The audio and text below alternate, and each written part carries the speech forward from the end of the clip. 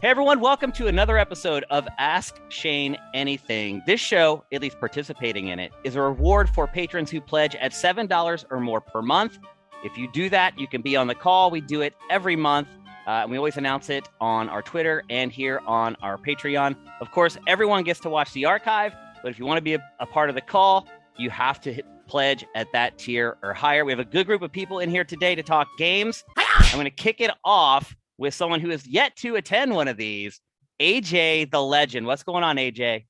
Hey, Shane, how's it going? I'm really happy to be here. I've followed you, man, since your early days. Used to get furious at you on some of those invisible walls discussions you and the boys used to get into, especially surrounding Call of Duty. Oh, yeah? Are you a Call of Duty fan or no?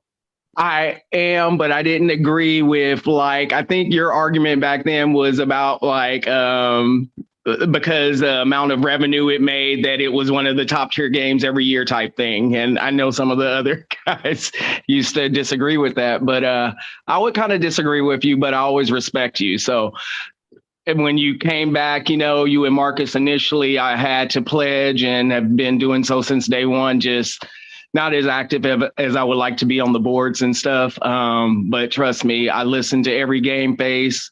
I comment every now in the sections, and I got your back. I follow you. Thank you for your support, man. I really appreciate it. People like you have supported me through all the years, man. You're my OGs. So thanks, man. I appreciate it. And it's totally okay that I've said some stuff that's pissed you off across the years. It must not have pissed you off that much if you're still watching Game Face and all our other content. So thanks, AJ. I appreciate it. Absolutely. Man. Absolutely, brother. What's your question?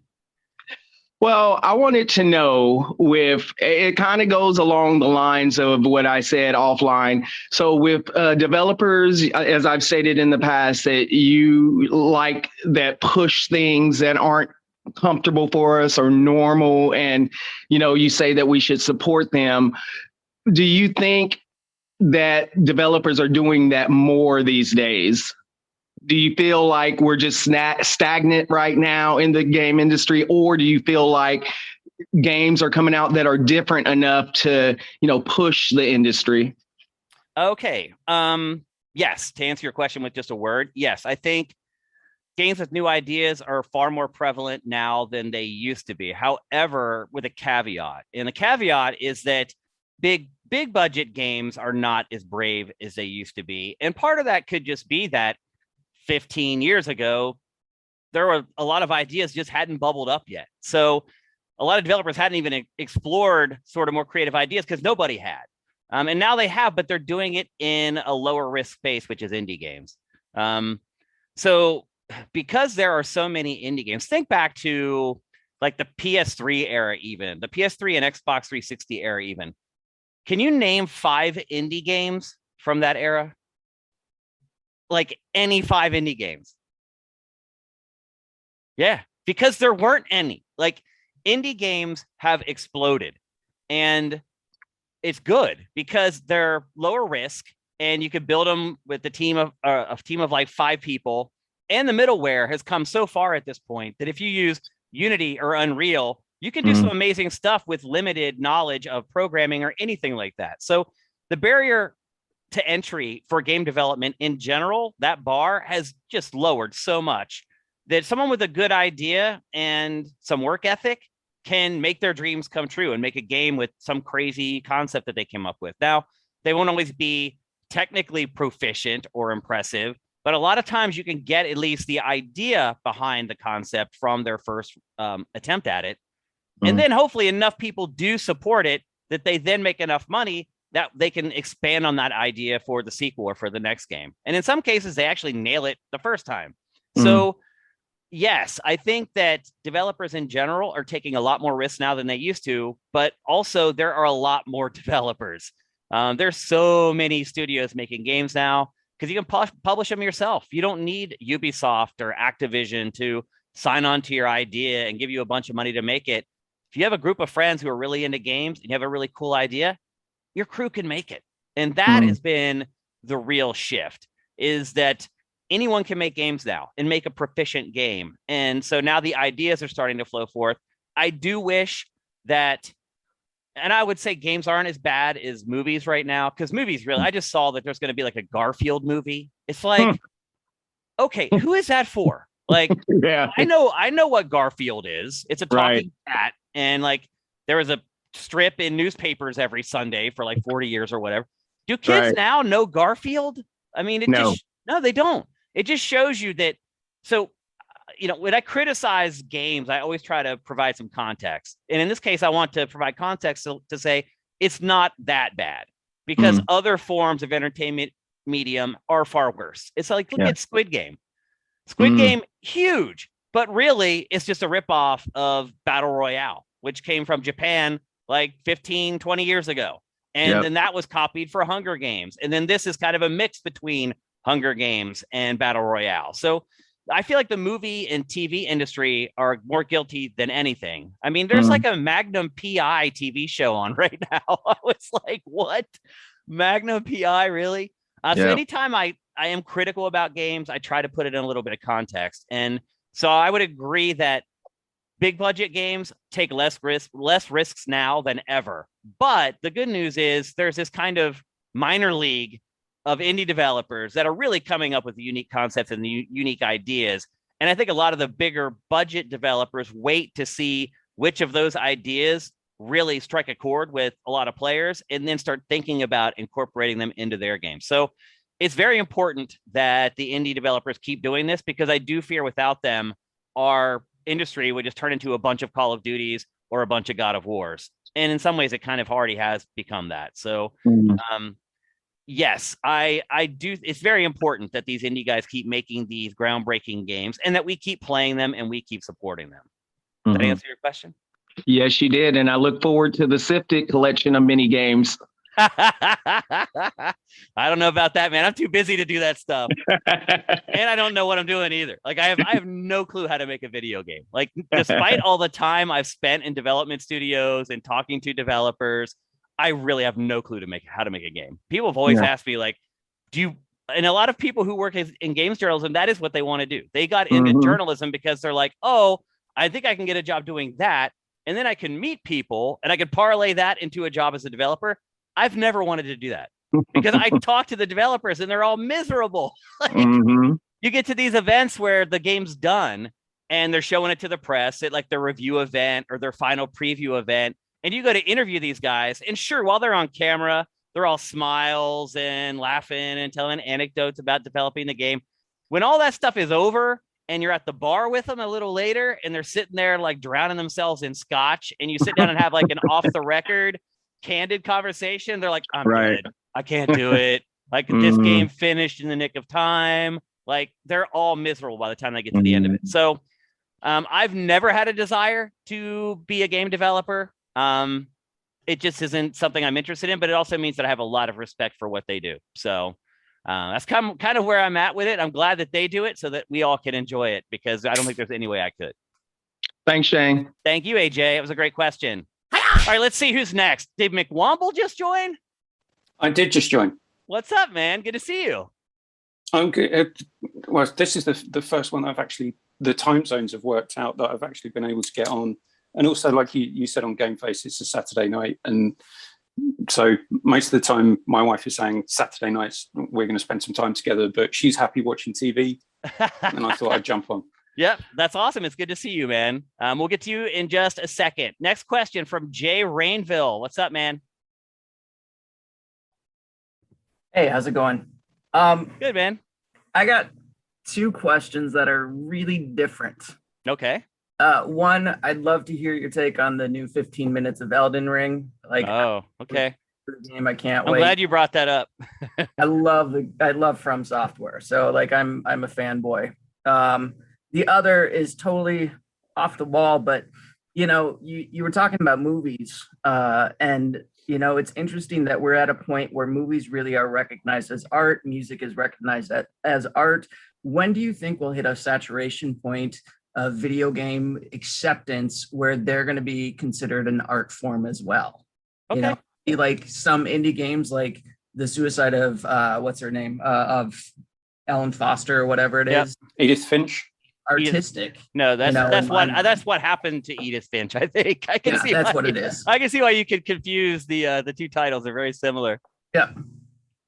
Okay, first question: the Elden Ring gameplay premiere.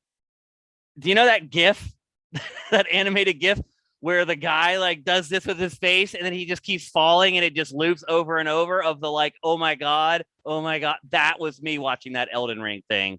Oh my god. First of all, graphically, that game looks awesome.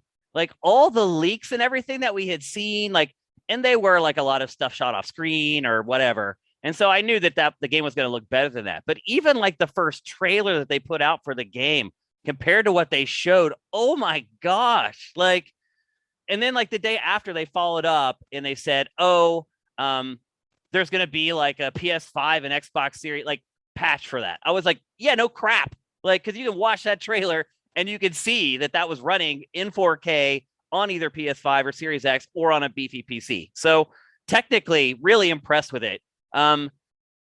Artistically amazing. The enemy designs, the character designs, the animation of the bosses. Oh my god! Like it.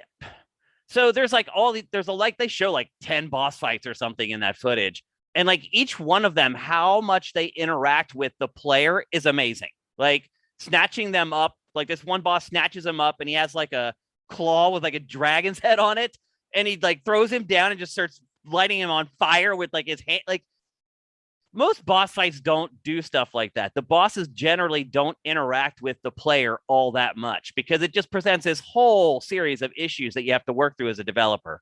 And that game, from what we've seen already, is just loaded with it. Like it was amazing. And then you start thinking about how big their games generally are. And then those shots where they show the world. Oh my God. And then I do wonder if there's going to be fast travel in the game. I thought they said that there was earlier, but then they showed like the map marking system and the beacon system, which is really cool, by the way. I love how you put the beacon down and then they go to that shot of him standing up on the mountain and you can see the beacon like 10 miles away. Like it's cool, but I was also like, there needs to be fast travel in this because this world is way too big. So that is one concern I have. And then obviously the other concern I have is the same concern that I have with every From Software game. It's like, I see it and I'm like, that looks like the most awesome thing ever. And then I start playing it and I get an hour into it and I'm like, I hate it. Like I hate playing it. And it does sound like they showed a lot of the co-op stuff where people could join your game and help you. And they also showed that one feature where you can like spawn like these deities or whatever to help you fight. And that encouraged me. I was like, okay, like maybe I could focus on that discipline and get sort of these things that I can conjure to a level where it will make playing the game not a chore for me. But that's always my fear. Like I always want to play From Software's games. And then I try to play them and they turn me off. They're just too punishing. And in my opinion, just like too mean-spirited. But the things that they've said about the game so far are encouraging. The things that they showed in that 14-minute gameplay blowout, encouraging. The game looks amazing. And that's what hurts. Like I tweeted about it last night. I just tweeted Elden Ring with the eyes looking at it. Like, oh my God. And everybody was like, yeah, that's dude, it looks so awesome. But then almost all the replies to that tweet were, but it's just going to crush my soul when I start playing it and realize it's just like all their other games. And so that's kind of the X factor for me right now. And I know it's the eternal debate over From Software, so I'm not going to get into that again. I think we've talked about it on Ask Shane before. But that's my big concern. The game looks awesome in every conceivable way. And if it were tuned like a God of War, like that thing would be tracking from like my game of the forever right now. Like that's how impressed I am with it. But there's that caveat still in the back of my mind. It's a From Software game. Is it going to be this thing where I have to try everything over and over and over again? Am I going to wander off in the wrong direction and just get wiped out? How is the respawning stuff going to work? That's one thing I'm not sure about yet on the game. Is it going to be punishing? Is it going to be like the bonfire stuff again? I don't know. But everything I saw in that gameplay chunk blew my mind. I thought it looked incredible. To me, one of the most exciting and most anticipated games, period, right now. And I'm just hoping. Before you answer, sorry, Shane, before you answer Jay's second question, can I ask a follow-up? Sure.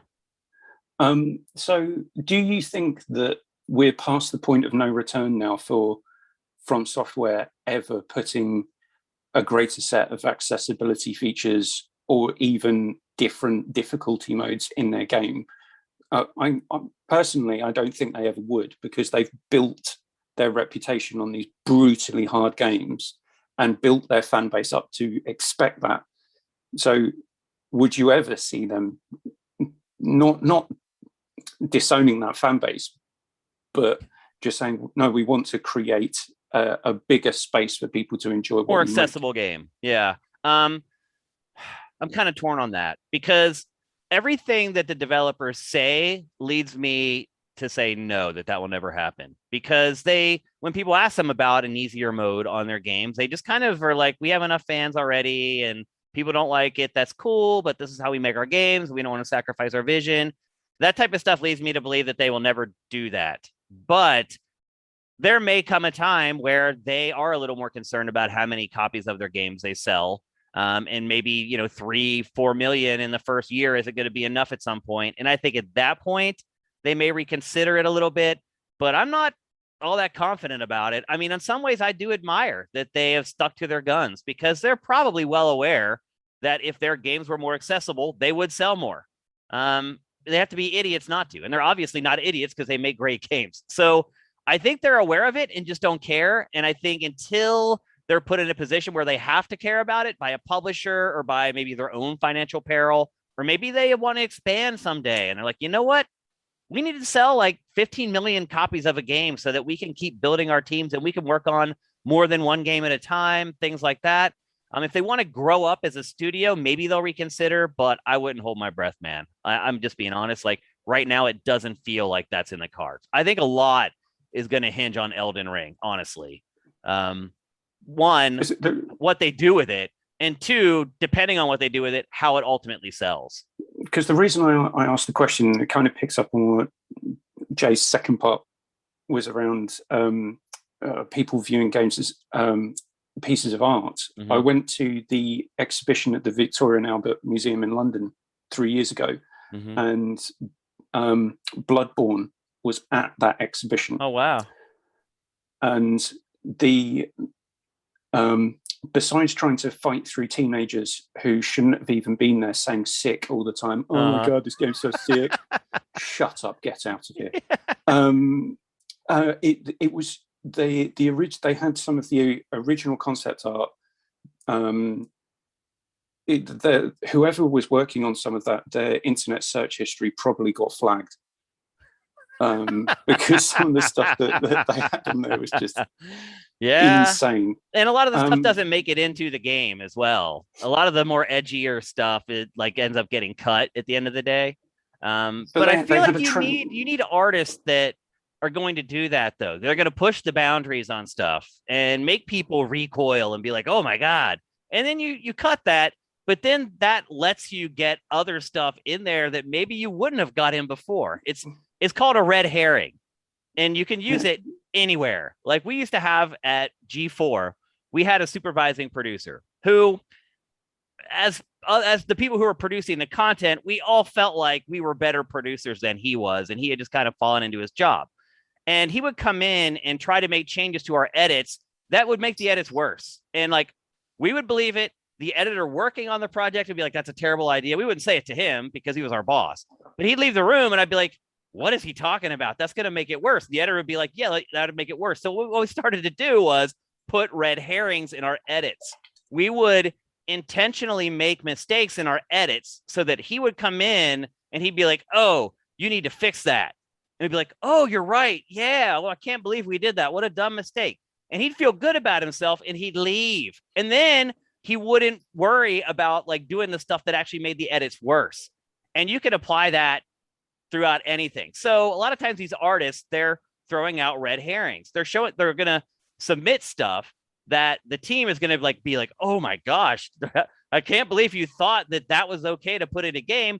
And they'd be like, well, what about this? Which probably also shouldn't have been in the game, but now they're more open to putting it in the game. It's a psychological tactic.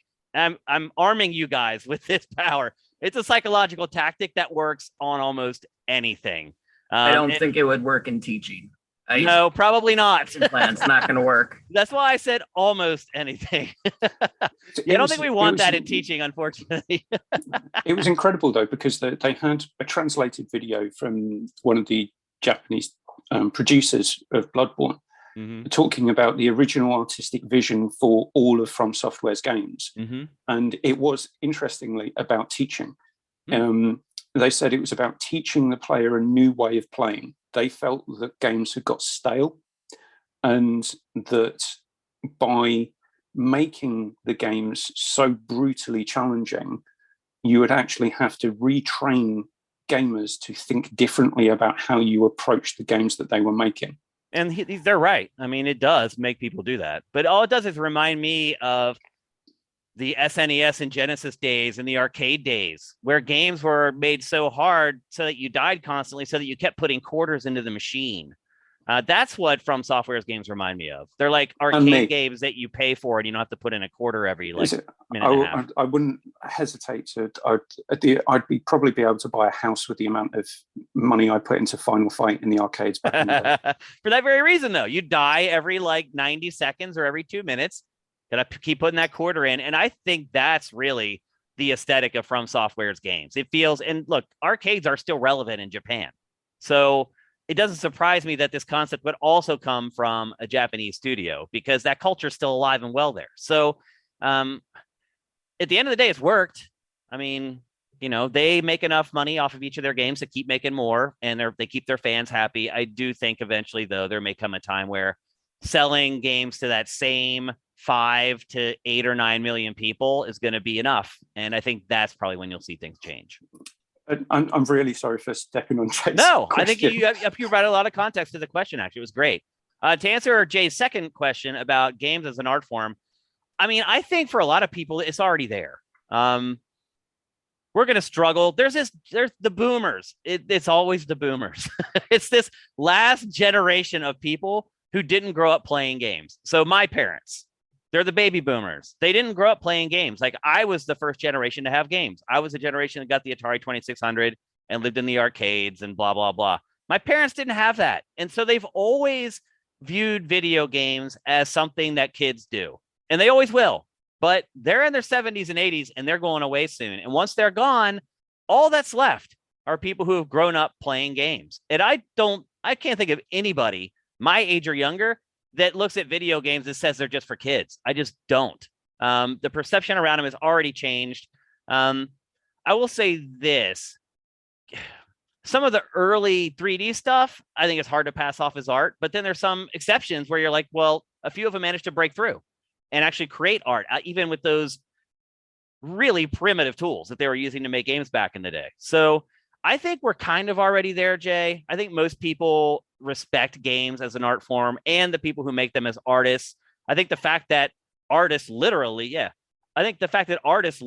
work on games, I mean, that tells you all you need to know. If you have artists working on something, then it's an art form. So I think the stigma around games has, I mean, since I started doing this, I remember, telling my mom, like, I'm not going to be a sports writer. I'm going to write about games. And she thought I was crazy.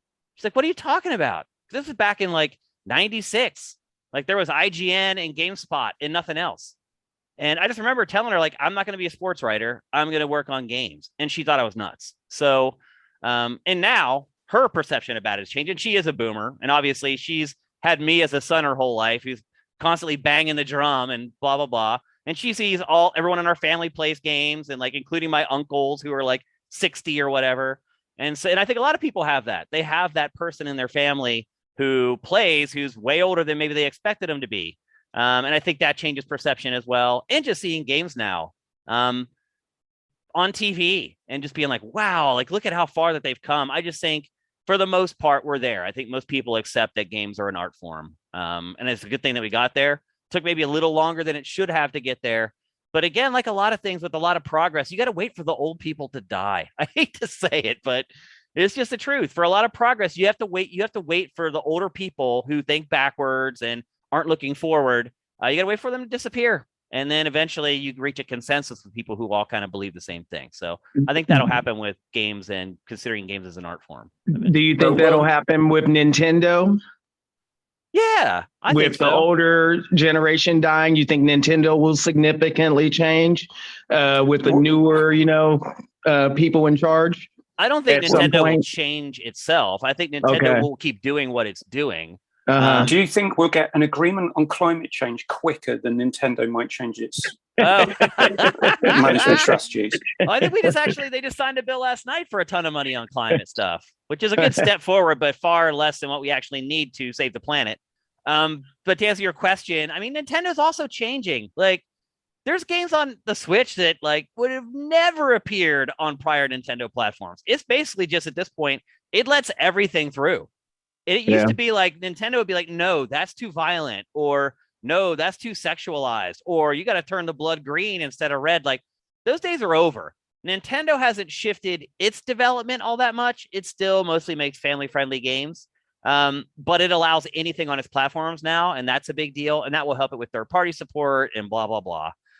So I feel like Nintendo's changed a little bit as far as how it deals with third parties. It hasn't changed its development philosophy much, but I also think that, to your point, or to your question about will older people view Nintendo differently, I think that they do, because I think that they play games with their kids now. So a lot of times they'll have the PS5 or the Xbox Series X for them, and their kids have a Switch, and they end up playing the games with their kids on Switch. And they, even if they may not be big Nintendo fans, I think at the very least, they will develop an appreciation for what Nintendo does. I don't know how you can play its games and not feel that way. So I think that, yes, even people like that, their perceptions will be changed on Nintendo over time, or maybe they already have. Let's see. McWobble, do you have a question for me? You know me. I do know you. don't give me a platform, because I'll use it. So I think on just to finish off the last topic, the fact that there was I think it was 3 weeks purely dedicated exhibition focusing on video games as an art form at the Victoria and Albert Museum in London, really gives credence to the fact that this has now got international recognition as an art form. Yeah, there needs to be more stuff like that in general. Like, we need one at the Louvre. Like, and that's when you've made it. you have an event like that at the Louvre.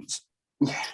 But in LA, there's stuff like that. I think things like Video Games Live, Tommy Tallarico's concert series, I think that stuff helps a lot. I think the symphony concerts, like the Legend of Zelda tour that Nintendo did, where they played all Zelda songs with the symphony, I think that helps. Like, I took my wife to that and she loved it. And she asked me when we walked out, she's like, can we go to more of these? Like, that type of stuff where you're putting games in the context of art, where people have already accepted it as a context of art, it helps. So to your point, doing art exhibitions at a big museum where people are used to going to check out art. Same deal with music from video games, things like that. I think there's these invisible cultural walls that need to be broken down. And at this point, I feel like most of them are.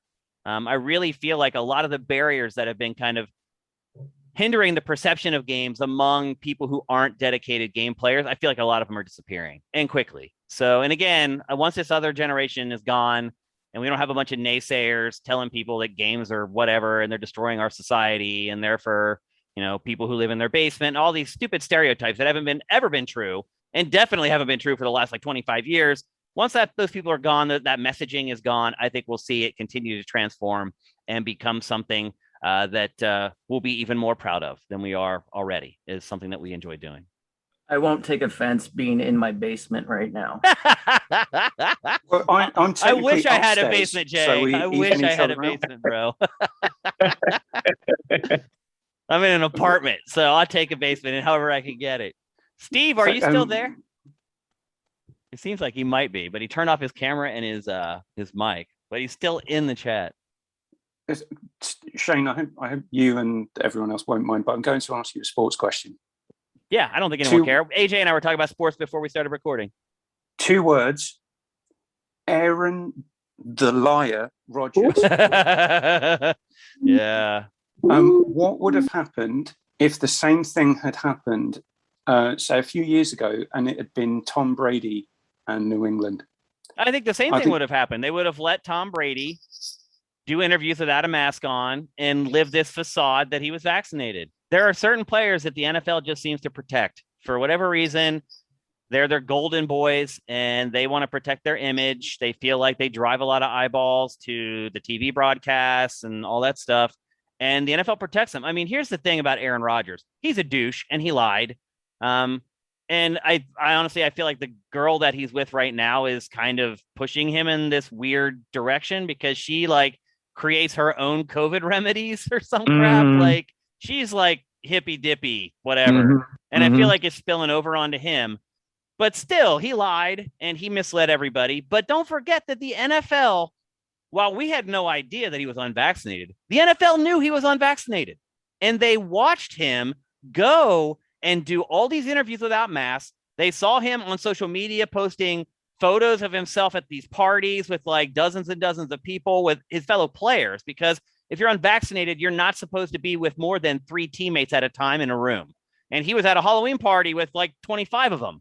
And the NFL said nothing. It didn't do anything until he failed his COVID test. And if we found out he had COVID. And then the press, I mean, the press should have followed up on this too. Like they're the ones interviewing him without a mask on. Like, I don't know.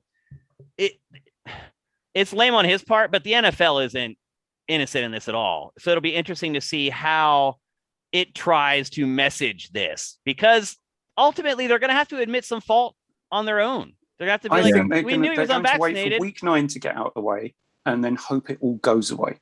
Well, I mean, that's just PR 101. You just like, oh, let's announce this on a Friday. Hope everyone forgets it by Monday and we can all move on. Sometimes that works. Sometimes it doesn't. With this, it's not going to work because and you want to know why it's not going to work? Because the journalists are holding their feet to the fire. Yep. And people always talk about the press, blah, blah, blah, fake news, blah, blah, blah. Can't trust the press. You need the press for stuff like this because they're the ones who will hold the feet to the fire to make sure change happens. I mean, unless they're a beat writer in Green Bay. Exactly. Well, they're going to defend him no matter what. And Packers fans, like I have an aunt who's a Packers fan who used to be a Steelers fan, moved to Wisconsin and changed to Packers, which I'll never forgive her for. But even she, like she's otherwise a really cool person, but she's completely lost her mind on this. She's like, leave A-Rod alone, blah, blah, blah. I'm like, what do you mean? He lied. Like, so there's a lot of blame. Is intentionally misleading people the same as lying? It is. It absolutely is. Yeah. It's just like leaving something out that's important is also lying. Yeah. It's like omitting information that's pertinent is also lying.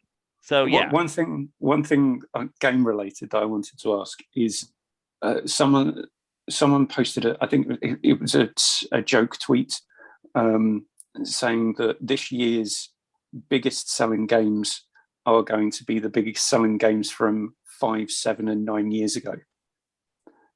Meaning like GTA 5 or the GTA trilogy? GTA trilogy, and then plus some other remakes as well. How much can developers and publishers rely on the kind of old zeitgeists and nostalgia before it becomes a diminishing return? Until they run out of great games to recreate. And the medium hasn't been around long enough to support it for that long, honestly. I feel like they're already starting to get there. Like when Destroy All Humans 1 and 2 gets remade, like, do we really need that? Do we really need a remake of SpongeBob SquarePants? Like, how dare you? I mean, I'm not a big SpongeBob fan, and I don't begrudge anyone who is, but I'm just saying that game wasn't that good when it came out. It got like 6s and 7s, and they remade it. So there are some publishers are already scraping the bottom of the barrel. So I don't think it can continue all that much longer, honestly. Now, Nintendo, it could go on for a long time remaking stuff. I mean, it still has like 6 Pokemon games it can remake.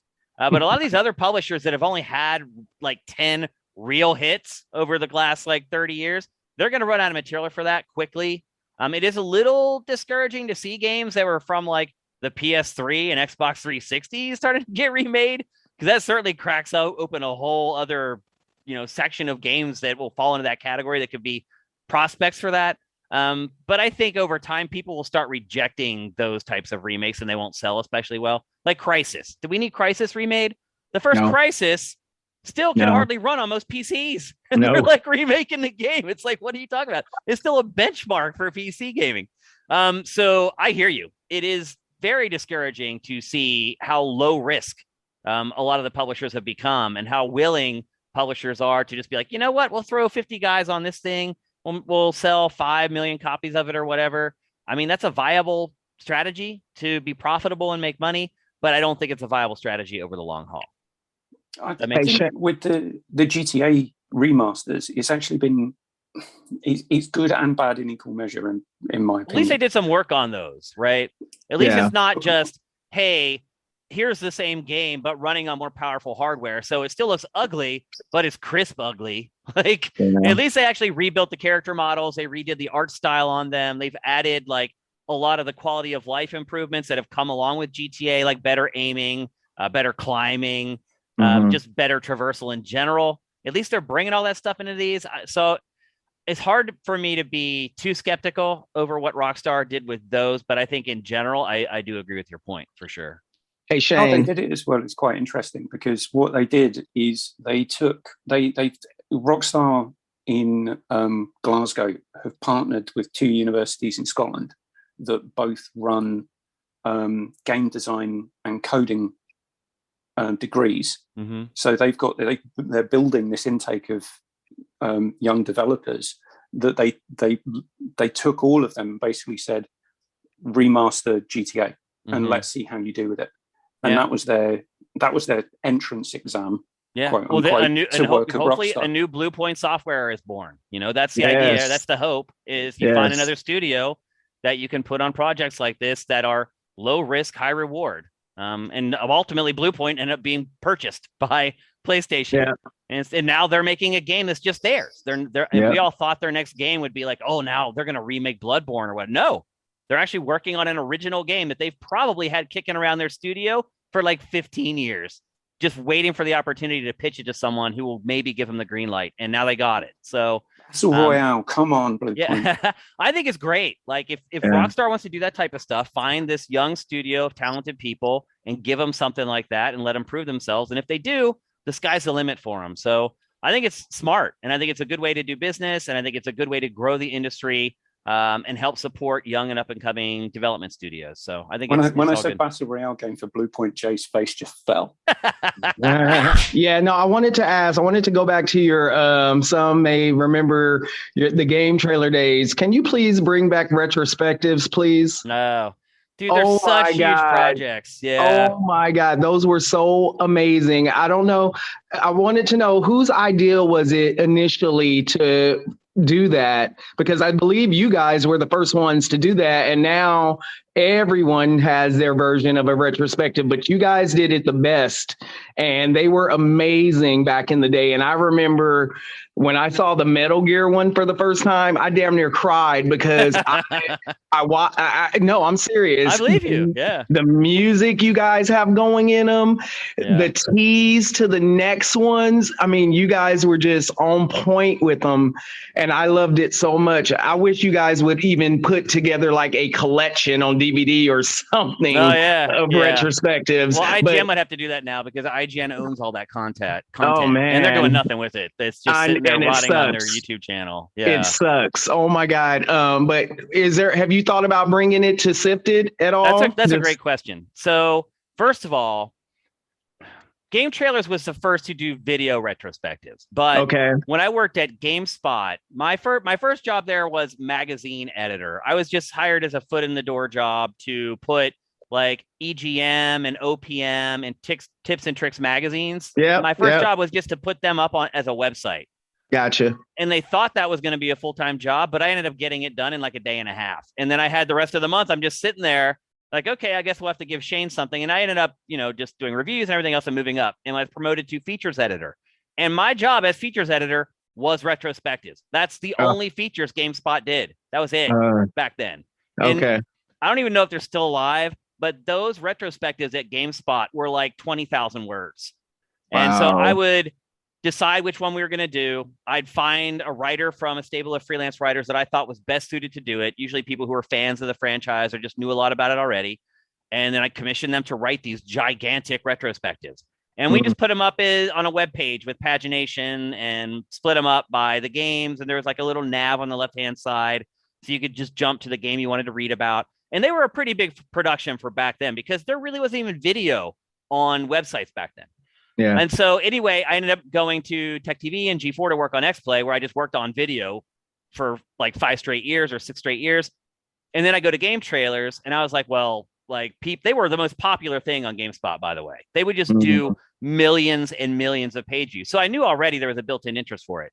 And so I got to GameTrailers, and like Brandon, like we were in a meeting one time, and I'm like, would you have any interest in doing like crazy retrospectives? And he's like, what do you mean? And I'm like, I sent him links to like some of the stuff we had done at GameSpot. I'm like, this, but in a video. And he's like, let me think about it. And then he came back like 2 weeks later with kind of the template for how we were going to do them. And so it was kind of a melding of the minds between I came up with the idea to do it, and then Brandon came up with the structure for how to actually execute them. Nice. And then it was just a lot of time. And I mean, honestly, Brandon, it was all he did was just our retrospectives for like a good 3 years straight. That's all he did. And he was our voice guy, and he did other stuff, but you know, he was never on like Invisible Walls. He didn't really work in content that much. He would cut like reviews for us and stuff like that. And so he did that for like 3 years straight, and he would work on a retrospective for like 2 months. And he'd come into the content meetings, and I'd be like, oh, what's the update on this retrospective? He'd be like, okay, because he had to play the games to capture the footage. So you had to play through every game and capture the entire game. And the shame now is like a lot of that footage is in 720p instead of 1080p. So there is an opening, but as you pointed out, the YouTubers have kind of taken it over, and they've been doing it. And I would argue what they're doing is not as good as what we were doing at GameTrailers. They're just not at all. Not at all. You can see the work that went into what we were doing at GameTrailers. And so to answer your third question of whether we would consider doing that on Sifted, I have kind of brought that up with Vincent a couple times because so he works on Game Pass or Fail every week. Most people like the show, but we really thought when we were developing the show that it might finally be like this thing that catches on and brings more people to Sifted, and our YouTube channel could grow and blah, blah, blah. It hasn't worked out that way. It hardly does any views. You guys seem to like it. Like probably about half of our audience ends up watching it. Like as far as our subscribers and our Patreons ends up watching each episode, but it's not moving the needle. And we're at the point where we need to move the needle. So I've been kind of pitching this concept to Vincent of him kind of doing like maybe just one big video every month instead of doing 4 episodes of Game Pass or Fail. I don't know how people would feel about that. If they would rather have one retrospective per month instead of 4 episodes of Game Pass or Fail, but maybe people can leave their thoughts on that in the comments below. I feel on this that you are in a very serious quandary. Yeah. Because the YouTube algorithm promotes the frequency of content, not necessarily the scale and quality. We publish something new to our YouTube channel almost every day. We have everything planned out so that there's almost something every day for our patrons and our subscribers, and then everything's staggered perfectly so that there's something new that goes up on our YouTube channel every day but Sunday usually. So we have the frequency there. Well, you're slacking on Sundays then, aren't you? Yeah, I have to have one day off, and I still work on Sundays. I curate on Saturdays and Sundays to give Vincent time away from it. So Saturday I work all day, and then Sunday I usually work like 3 hours in the morning. I'll curate and get through all that stuff in the morning, and then I'll watch football for the rest of Sunday. So I do give myself some time for that. But yeah, so I've been pitching it to Vincent. He hasn't been especially receptive to it. But come on, Vince, get on board. Get on board, Vince. Yeah. Hey, Shane, let me tell you, my wife watched the Star Wars retrospective you guys did. She loved it. She said, oh my God. She goes, I learned things, and we are a huge Star Wars. We're a nerd family in this household, right? We go to Comic-Con. We go to all the crazy stuff. That's awesome. We went you to found London yourself the right wife, man. Yeah.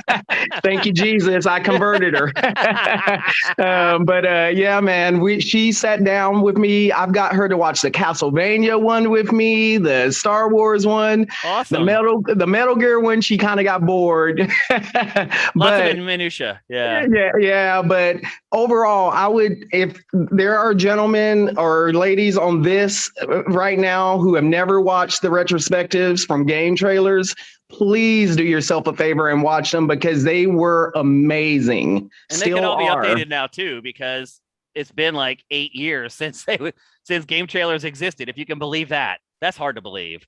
And so all those series have continued on and have new entries now. And so those could all be, but I mean, another thing I should bring up is you should notice that Easy Allies isn't doing them either. I mean, they did the Souls retrospective, and then that was it. I thought they were going to so much work, man. Like, yeah. I thought they were going to do more as well. But yeah, the Souls retrospective was really good that they did as well. I would totally check those out if you guys are into Souls. But they've stopped doing them because there's so much work, and maybe they looked at the views they got on YouTube for it, and they were like, "This isn't worth the work." And maybe they just looked at their Patreon and they're like, you know what? Actually, our Patreon went down this month when we did our retrospective. Who knows? But for whatever reason, they've decided that it's not worth it. And so, but they're fine. They have plenty of revenue. They're not looking for a hit to like spark them like we are. So I am far more open to the idea of doing it. But again, it would have to be a project that Vincent works on, and I would have to work with him on it a lot to get it done. But I'm more than willing to, because again, Sifted needs a spark. We need to publish something that catches on and people are like, oh my gosh, that's really awesome. Like, who are these guys? Because what we're doing right now is not accomplishing that. So we've had this conversation. I've had this conversation with Vincent a few times. Right now, Game Pass or fail is kind of on thin ice right now. We're probably going to keep producing it until the end of the year and then kind of reconsider when we get back from the holidays. So we'll see how it goes. But believe me, that is one of the priorities for me. If we can get Vincent to do something else, that is what I would like him to do. So if you need an angry British person to rant about things they don't like about the games industry, I'm available. Wait, I think I had one of those before. His name Marcus? Yeah. Hopefully Marcus is doing well, Shane. Is he doing well, Marcus? So healthcare stuff is private, and so I don't want to share too much. I leave that for him. You should definitely follow him on Twitter because he puts updates up there all the time. Okay. But yes, he is doing better than expected. The treatments that he has been getting are working. Yes. I know you got to go, but my two questions. One, I think is going to be pretty fast. So my first question is: you were talking earlier about the complex aspect of being a developer and so forth. But I was wondering if you were to start a video game company to do a game, an indie game, what would be the first step that you would take for somebody that doesn't know anyone in the video game industry, but you would be interested in doing a game? First thing you should do is download Unity or Unreal Engine. I mean, really, and just kind of figure out if it's even feasible for you to do the project, because you're not going to be able to do it alone. If you're not a programmer already, it's going to be impossible. You can't do it at all. So you need to figure out, you need to download Unity or some middleware program, figure out if it's even something you want to do, because a lot of people want to make video games until they actually start trying to make one. So even if you're not the guy who's going to be working in Unity and you hire someone to do that, or you find someone to do it for free or whatever, you're still going to have to be in those tools all the time just to work with that person on the game. So I think the first step really is to just figure out if you really want to do it. And then the second thing would be just having an idea for a game isn't good enough. Everybody has an idea for a video game, but have you really thought it out? Have you thought about like what's the gameplay loop? How is the game structured? What's the menu screen like when you boot up the game? Where does it take you? How does the UI work? Where's the music going to come from? It's very easy to be like, I have a game idea, like a dog fighting game that I've had in the back of my mind for forever. And I have like the control scheme worked out for it, blah, blah, blah. And I know it would be shot down if I went anywhere. I'd have to do it on my own. Although presented by Michael Vick. Yeah, exactly. Well, I'll say this though, seeing cockfighting in Far Cry kind of reinvigorated my idea a little bit. I was like, hey, maybe I'm not so crazy. But anyway, like to me right now, that idea is just that. It's like, it's a dogfighting game. People are not going to like it. It's going to be controversial. It's going to get a ton of hype. And I know what the control scheme is going to be. That's not enough. Like if you're trying to get people to join on with you to build a game, and I went to them and I said, I have this idea for a dogfighting game. And this is the controls. They're going to laugh me out of the room. They're like, dude, are you crazy? Like, I'm not working on that. So I think the biggest thing is just figure out, do you really want to make a video game? Or do you just want to talk about making a video game? And I think if people do that, I think most people will decide, yeah, I think I'm cool just playing video games. Oh, your dog is adorable, by the way. No, I don't think anyone else can see it because I was talking, but AJ has an adorable dog. And what's your second question, Steve? Yeah. So, what's your take on what's happening with? We never heard back about Cyberpunk and where it was going and so forth. And like, have you heard anything? Like, is it's over? Like, it's done? It is what it is. What do you mean about Cyberpunk? The game or the Oh, no, controversy where but people got mad at me for releasing the voiceover stuff? I thought there was supposed to be a PS5 version. Did that come out? Like, oh, so they did. They just announced that stuff. That's all been delayed till next year. Yeah. Oh, okay. I was not aware. Okay. Yeah. So it is still coming, although it appears that they've ended up cutting the multiplayer mode for good. Oh, right. Okay. But like the next gen versions are still coming, and there's still squashing bugs on it and stuff like that. But yeah, that's where it's sitting right now. At this point, like I feel like they're almost wasting their time, even working on the PS5 and Xbox Series X versions. Like, no, Shane, I didn't play it specifically because you guys killed it. Yeah. And so I waited. I took Matt and your advice, and I literally have the game from day one and have not played it at all. So they don't do that to me. I want to. Well, I remember when you hyped it. Yeah, I remember when you hyped it when you first saw it, and I was like, "Oh, I can't wait to play this." Yeah, that's partly my fault, and I will apologize for that. No, you're good. You're good. What they showed me, believe me, was far more impressive than what they ended up releasing. So I do apologize for that. But I don't know what else I could have done. I always do look out for you guys. Like, just know that. Like, I am always like, my number one concern is how can I save you guys $60? I mean, that's really what I think about like all the time when I'm working on Sifted. So I'm not perfect, obviously, and they got me. They fooled me absolutely. Their demo that they showed to everybody fooled, and it wasn't just me. It fooled everyone. I'm not trying to say, oh, it wasn't just me, but they fooled everybody. They were Shane, there's a great 3 words that you can use to save everyone $60 or whatever you pay around the world in differential currency. It's on Game Pass. Yeah, that does help, man. Absolutely. Yeah. And now I'm just trying to save them $13. Steve, any follow up to that? No, so I'm good. I guess I have a follow-up because what you just said. So you saw that demo of Cyberpunk at E3, correct? Mm-hmm. Do you think E3 is coming back on a physical form? Yeah, I do.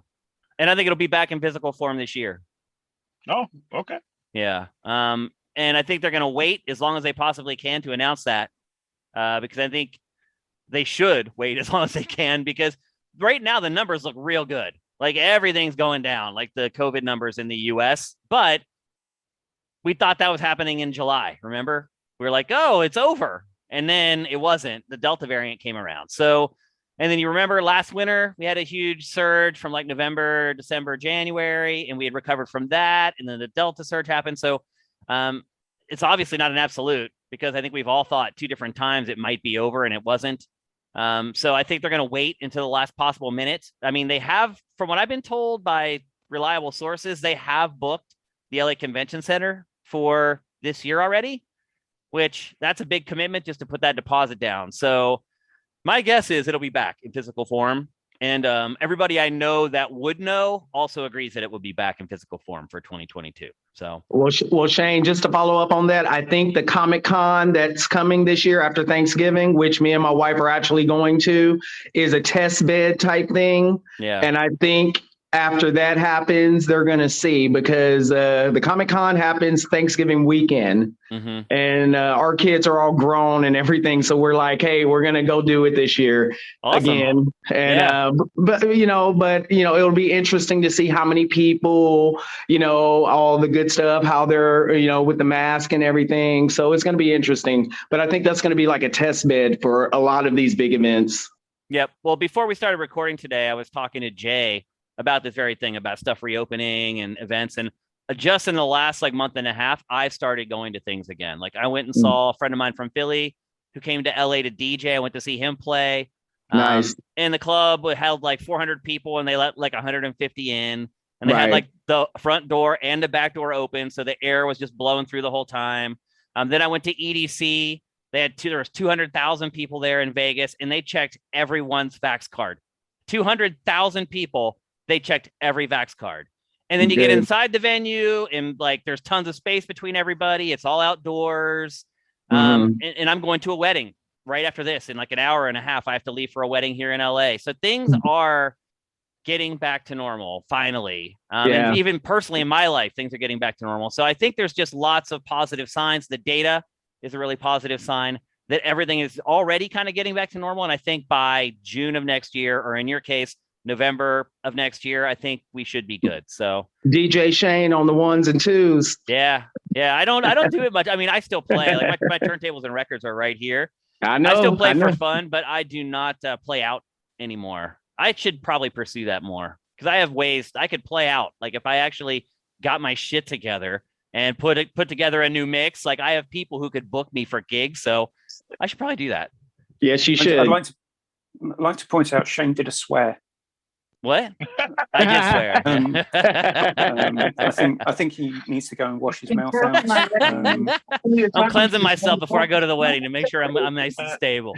Shane, real quick, my wife wanted to say that she recognized you from your voice. Oh yeah, oh, really? I heard the voice. Like, well, that's the podcast you listen to all the time. That's awesome. All the time, I hear you all the time. That's great. Thanks, AJ. You got yourself a good wife there, buddy. Thank you. All right, well, I got to wrap it up there, man. I got to get in the shower, get ready for this wedding. This was a really great episode. I'm glad you guys all stopped by. I was really worried that like no one was going to show up and we weren't going to be able to do the live ones anymore because this is way better than me like getting a list of questions from you guys and going to the studio by myself and sitting there and doing this very canned like Q&A thing. I enjoy this a lot more. It's way more freeform. The discussion can go in different directions. You guys can follow up on your questions.